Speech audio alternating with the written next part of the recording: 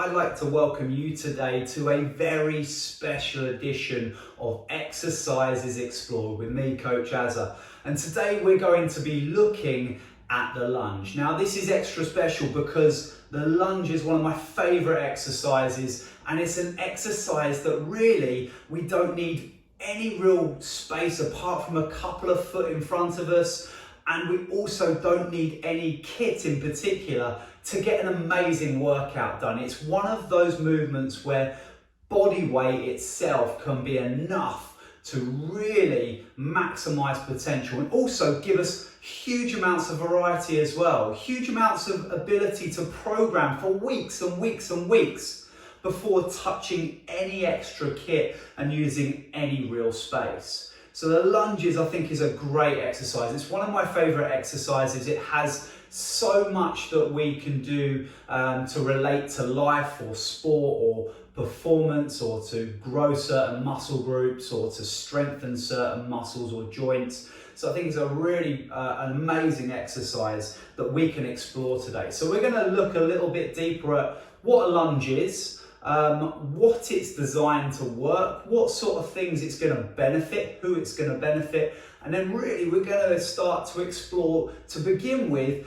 loads of variations just with body weight. From there at the end we'll then add some kit in just to maximize and give you that bang for your buck, but really you get most of the bang just by using your body weight. So what is a lunge? I define a lunge simply as a step and return. You're stepping into a space and returning. There's a little bit of, or there's a lot of horizontal displacement, and there's a little bit of vertical as well. I think it's really cool with lunges that actually you get a lot more what we call translation at the joints. So when we think, and let's compare that to like a squat. So if I'm squatting down, I'm getting rotation at the joints. The joints are all going through elements of rotation in different planes of movement to unlock and allow me to sit down into a squat. But it's really cool because with a lunge, we actually get a huge amount of translation going on as well. Our joint is going through space. And to me, that just kind of sits better with real life. I feel like that's a more real life action. So I always make sure that I can incorporate lunges into my program and into the programs of my clients as well. And it's going to look different for everybody. And you know, I think everyone has got a lunge that suits them. So let's explore that a little bit. Why a lunge is good? Well, you think about what we do in everyday life. We're walkers. That's why we're on 2 feet. So we have to navigate space and we have to be strong and stable on our 2 feet and move through space in order to be strong and healthy and live our everyday lives. So, you know, can lunges effectively replicate the strength we need for that? I think for sure. You know, as we get older, I think the idea of fall prevention becomes more prevalent. I think lunges are a really cool way, and you can really get to grips with some good lunges that will help fall prevention, help our balance. You know, when we're thinking about athletes, we're thinking about running. Yes, I think if we're running, then there's only 1 foot in contact with the floor at one time. Yet, I still think there's this element of translation of the body and having strength in order to then push us on to the next one. So I still think that lunges have their place for the likes of runners and for athletes. And you think about if you were to maybe play some ice hockey or hockey, you're stepping into a space, you're maybe making a shot and coming back. Maybe in football, you're making a little tackle and coming back out of it, or making a pass. You've got to be able to have that unilateral and single stability, which I would agree, or I would argue, that you get with a lunge. So the lunge is a real universal exercise. So I tell you what, let's start by looking at the lunge in its simplest form. We're certainly predominantly using the lower body to get our lunges done. I would say that the entire lower body has to work in order for a lunge to happen. So as we step forwards, we're getting stretches through hamstrings, through quads, through glutes. We're getting inner thigh and outer thigh stability going on. We're getting stretch and therefore work through the back hip on the anterior side. all to get into the forward position, and then we're getting a reverse on the return. So there's an awful lot to our lunge. So what can I start to do with this? If we take this normal sagittal plane lunge, what can I start to do to make that a little bit more specific for the person in front of me? Or maybe I'm looking at a runner, and a runner needs the ability to get lots of stretch through the back hip, because we know efficient running, we need lots of extension at the back hip, loading and then firing through like an elastic band. So if I wanted to maybe get a bit stronger at running, maybe my first lunge is to take that lunge a little bit longer, to take that lunge a bit further. Maybe I try and keep that back leg nice and long for a little longer as well. And I can start to, once I've got the pattern down, I can actually start to incorporate the hand movement to replicate a nice long, what I would call runner's lunge. So by doing this runner's lunge, I'm getting more stretch through my anterior hip on this side. I'm getting more stretch through my butt and my back side of my hip on this side. And actually by going through more space, by making it longer, I'm probably putting less stretch and less motion at the knee. Okay, so if I had a client that was having a knee issue, they've got a hot knee, they've got a bit of knee pain, can I start to change the length of the lunge to influence the hips more, to take some of the pain away from the knee? Potentially that works. I've used that a lot myself with clients. Now there's the other way. Maybe I want to build a bit more muscle in the thigh itself. So what can I do? Can I put that in reverse and make it a real short lunge? So I'm now not stepping loads through space, but what you can see I'm having to go through more of is I'm having to go through much more stretch at the knees. So I'm going through more at the knees, much less at the hips. So maybe someone with a bit of a hip niggle might actually respond better to a shorter stride lunge. But also I can start to feel the thigh itself, especially on that front leg. I start to feel more thigh than I do up into the higher hip when I go for the shorter stride. So starting to think a little bit about the length of your lunges is one great way we can start to play with the lunge and make it more specific to the person in front of us.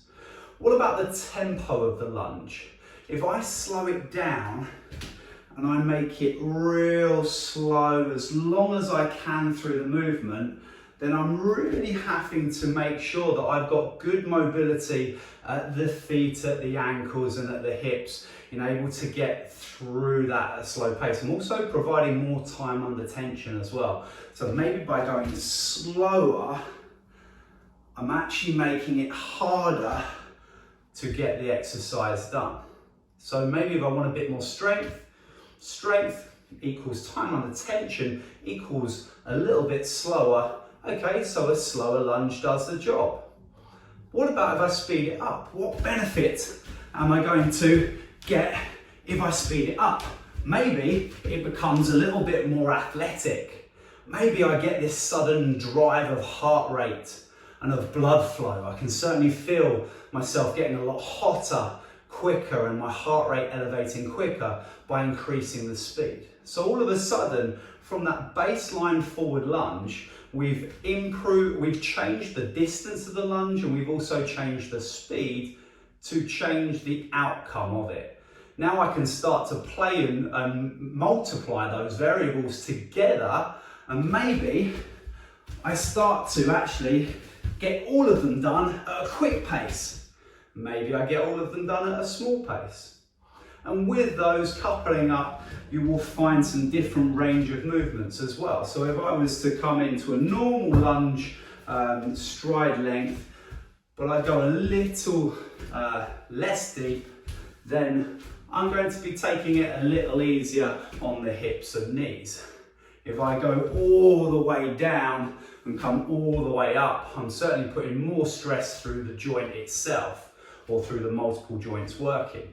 So again, that's something else to think about, and it will incorporate with things like speed and also the length of your stride. So that's thinking about, if you like, the forward lunge. But we've also got other directions to play with. We know that the body likes working in all directions. So what about a lateral lunge? So if I'm going to now use my other leg and I'm going to start to lateral lunge, what does this do? Well, I'm certainly influencing more at the inner thigh now. I'm getting the inside of my hip, and I'm also loading the outside of this hip and loading the thigh on this side. So starting to change it. If I'm thinking about the type of person that might want to work with a lateral lunge, I might be thinking about a tennis player, someone that works a lot with a lot of agility side to side in their everyday practice. So I'm thinking about this lateral lunge. Again, I can start to think about the width that I work with. So I can go super wide and back and really get a lot of influence in the hips and in my butt through doing the wide ones. But then I could go a little shorter, maybe try and get some depth out of it as well, and all of a sudden I'm getting much more out the front of the thigh again. So that's interesting. Short going through the sideways also gets more front of thigh. So I can start to again play with the widths and not just do the same width every time in order to change how the lunge feels. I can change the speed of my movement, I can change the depth of my movement, but also what can I play with? Well, I can play with what my feet do. So if I was to step and keep the foot forwards, then I'm kind of influencing a share between, the quads, the hamstrings and the hip. But what about if I turn the foot out as I went for my lateral lunge? Now I'm getting a little bit more influence on the inner thigh on this side. I'm getting a little bit more of the internal side of my quads. So I'm starting to feel a different influence. I'm certainly getting less butt by doing it like this. More leg, less butt by turning my toe out. What about if I want to get more butt done? Everyone wants to work their glutes. So what I could do with the lateral lunge is I could turn in my foot. By turning my foot in, my hip is being stretched more through that internal rotation, which has to switch on the glutes more. The glutes have to get more stretch. I get more glute gain out of just that little subtle turn in at that foot. So again, I've taken the lateral lunge and I've just thought of some different ways, much off the top of my head, in order to change it up for specific reasons. So if I can go one way, I can also go the other way with lunges. So I could do a lateral lunge in what we call the uncommon way. So I could lateral lunge across and back out. Slightly different to a curtsy lunge because I'm stepping in front, but I can step across in front. What am I exposing here? What am I getting opening and working safely but effectively? I'm getting certainly more of my VMO into my knees, working a bit harder, and I'm starting to feel a bit of stretch through this outer hip here to help me back to normal. So again, you can play with the direction. If I can go one way, I can definitely go the other way as well. If we were to stick with this way, but now I was to do something different again, what else can I use to change the reaction of the lunge? I can use my hands. The upper body and where I place my hands will directly influence what happens downstairs at the legs. So if I start off by reaching upwards as I go for that cross lunge, I'm starting to feel like I'm getting a bit more thigh because my arms are bringing me upright, bringing me through extension at the chest. It's having this chain reaction where I'm staying much more upright and getting much more into the front of the hip and the front of the leg in order to load to explode. Now, if I do the opposite, you'll see the difference. If I now reach down, because I'm now going through flexion, I'm getting more stretch through my butt. So my butt's getting a greater gain by going through the same lunge, but just placing the hands into a different direction.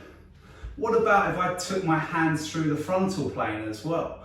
I can get the same results. So if I start to step and I reach over my head to my left as I step with my left leg to my right, I'm getting a bit more stretch in this hip, but I'm certainly probably getting more quad on this side.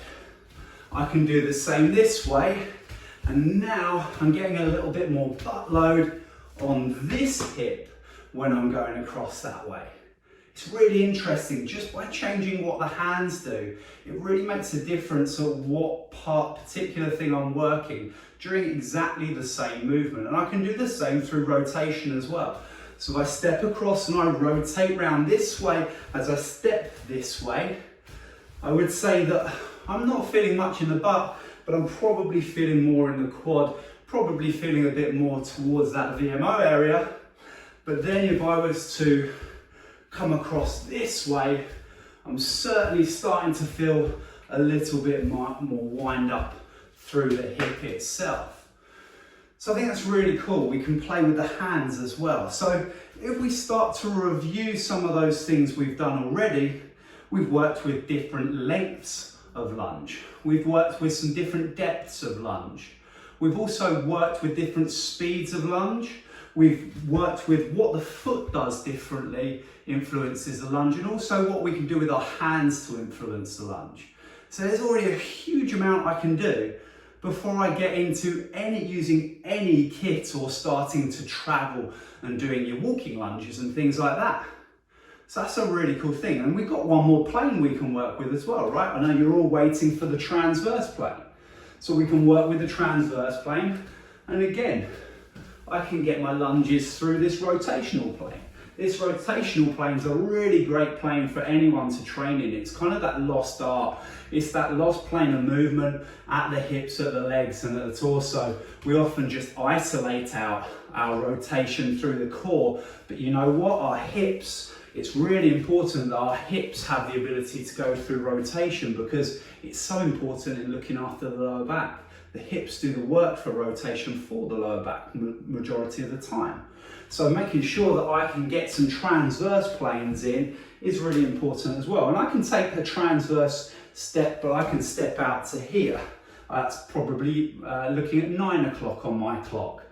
But then I could step out to 8 o'clock and still get a transverse plane lunge done. I can step out to 7 o'clock and get it done. I can even step out to 6 o'clock and get it done. And if I'm really flexible, I can try to step out to 5 o'clock and get that transverse plane done.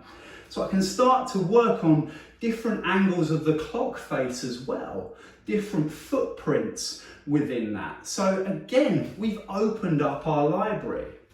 And just to show you, if we can go transverse plane in one direction, we can certainly go transverse plane in the other direction. I love this one because this one is a big bang for your buck, hip and butt exercise, getting that transverse plane exercise done, sending the hip around and then unloading it on the way back. I think it's a really cool, dynamic, powerful exercise. So there you go, guys. Without me using any kit, I've just gone and explained a good 10-15 minutes worth of different lunges to you. If you can start to program step by step, stage by stage into your clients' programs and profiles, then they don't need to use any kit. They don't need masses of space. They can get lunges done on a daily basis for the next 6 weeks with progression along the way. That's a fantastic thing for performance and a fantastic thing for health and towards their goals. So what we're going to look at now is I'm now going to start incorporating some of the kit that I have with me at home, and we're going to look at how I can maybe incorporate some more of those exercises, some more of those patterns into exploring our lunges. So we begin by looking at some variations of lunge with a medicine ball, going through what we call a leave to retrieve scenario. So this is where we're picking something up off of the floor and then placing it back to the floor. If we can do it in one direction, then we obviously have the ability to do it in the other directions as well. So as you can see here, going through the frontal plane of movement. Now this is obviously really important for life, being able to bend down, pick things up and share the load, share the force throughout the body. And it's a good idea to try some different angles. As you can see here, we're now going the opposite side lateral lunge. This is an uncommon lunge, but also really useful for real life situations where we don't always have the ability to move perfectly. As you can see here, we're now loading the back side of the body. We're keeping the weight nice and light, so we're allowing some flexion at the spine when going through the reverse lunge. And then if you can go forwards, backwards, side to side, you can also go round and round as well. So what you see here is our kind of common transverse lunge. And because we've done one way, we can also rotate round the other way, talking about our other transverse plane now with our uncommon transverse lunge. So once we're done with the leave and retrieves, we can now look at some more power type work. Starting with a nice little plyometric lunge, making the floor sticky, and then we're adding some rotation, starting off with same side rotation, hips and shoulders going the same way, and then changing it to opposite side rotation where the hips and shoulders go the opposite way. You can also take the weight overhead and even add some lean in, so providing different body positions whilst we're going through any style of lunge will put a different emphasis through the body.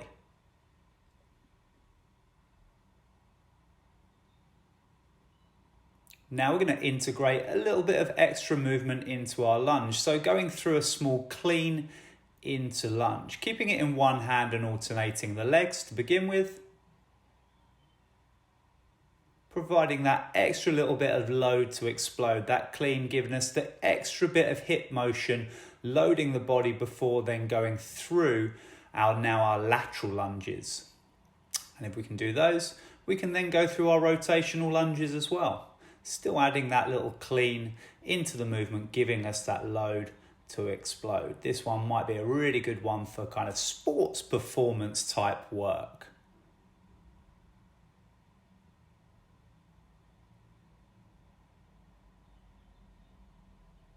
And now with the Viper, keeping the pattern at the feet the same, but changing what happens at the hands makes each lunge feel a little different. So pushing one side, loading the glutes, then loading the hips through the sagittal plane, then taking it away from the glutes, and again taking it away through the sagittal plane. If we can do that with the forward lunges, we can also change the handprint, change what happens at the hands with our lateral lunges as well, going through the frontal plane. Again, winding up the hips, taking some away from the hips, winding up the hips again, and again, taking some away from the hips.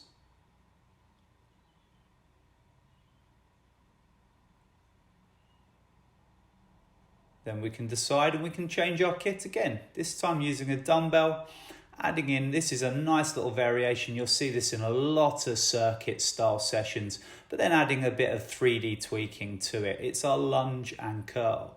Our lunge and curl doesn't just have to be that sagittal plane, we can hit all three planes of movement.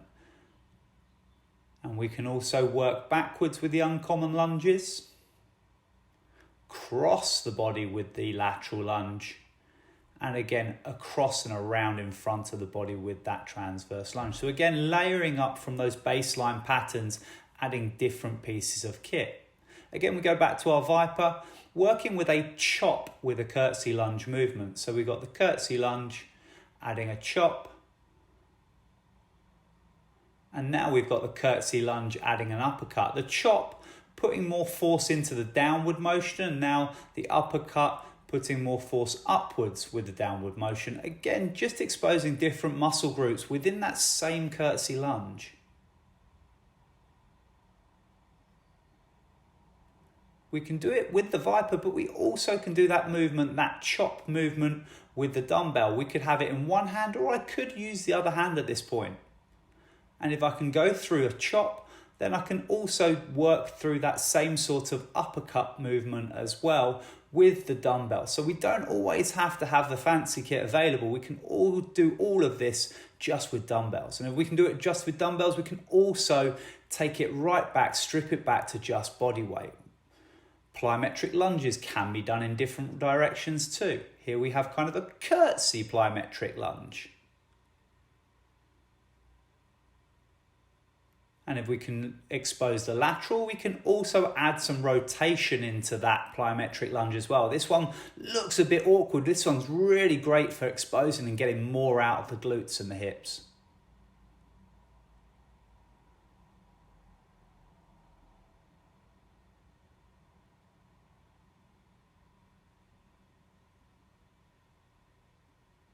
Now we see a little change of handprint. So although just going through a normal lateral lunge, just by changing which hand is being used, changes where the weight is being centered and what muscles are going to fire up that little bit more.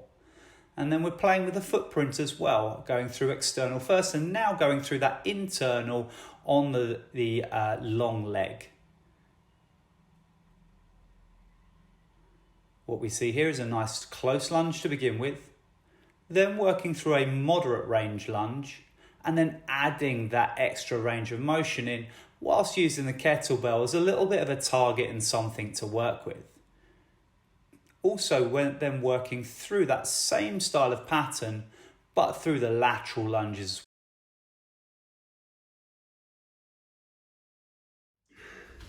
So there you have it, team.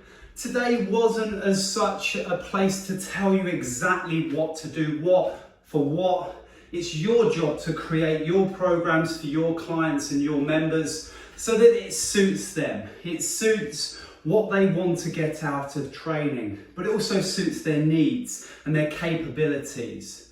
A lot of these exercises, particularly the ones you saw towards the end of the video, were potentially more advanced. There were very much more advanced foot patterns. There were maybe some advanced hand patterns or pieces of kit being used. It's up to you to create a strategy for success for your clients at every level and at every stage. You've got to be able to take exercises down a touch and also take them up a touch depending on what your clients need. So really that was just to whet your appetite, to get you thinking a little differently, to maybe spark your imagination, give you a couple of ideas that you can take to your clients, whether it be at their houses, whether it be online, whether it be face-to-face, wherever you are. Lunges are a great tool for you as a trainer to get your clients and your members as strong as possible, as healthy as possible, as fit, fast, lean and mean as possible, guys. So